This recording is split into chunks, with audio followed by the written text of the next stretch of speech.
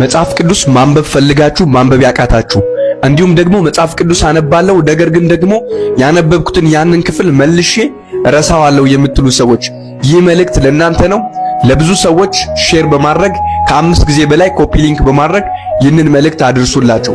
በእንደዚህ አይነት ሁኔታ ውስጥ ካላችሁ አሁን የምላችሁን ነገር በማድረግ የመጽሐፍ ቅዱስ የማንበብ ልምዳችሁን ማሳደግና እንዲሁም ደግሞ መጽሐፍ ቅዱስ የማንበብ ልምድ ውስጥ መግባት ትችላላችሁ። የመጀመሪያው ነገር መጽሐፍ ቅዱስን ለማንበብ ቀጠሮ መስጠት የለባችሁም። ነገ ማንበብ ጀምራለሁ፣ የሆነ ቀን ማንበብ ጀምራለሁ ብላችሁ ቀጠሮ አትስጡ።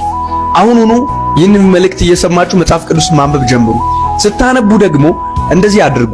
ብዙ ጊዜ እያነበባችሁ ያነበባችሁትን ያንን ክፍል ትረሱታላችሁ። ያንን ጥቅስ ደግሞ በአእምሮአችሁ መያዝ ያቅታችኋል። ስለዚህ አሁን የምላችሁን ስቴፖች በማድረግ የምታነቡትን ክፍል እንዲሁም ደግሞ የምታነቡትን ጥቅስ ማስታወስ ትችላላችሁ ማለት ነው።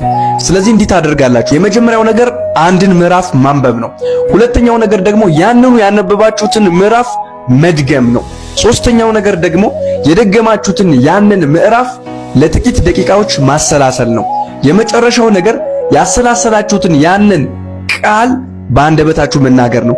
እነዚህን 4 ደረጃዎች ካደረጋችሁ የእግዚአብሔር ቃል ከአእምሮአችሁ አይጠፋም። በሕይወታችሁም ላይ የእግዚአብሔር ቃል በተግባር በግልጥ ይሰራል ማለት ነው። ሕይወታችሁን ይለውጠዋል፣ ይቀይረዋል ማለት ነው። ስለዚህ ሁላችሁም በመጀመሪያ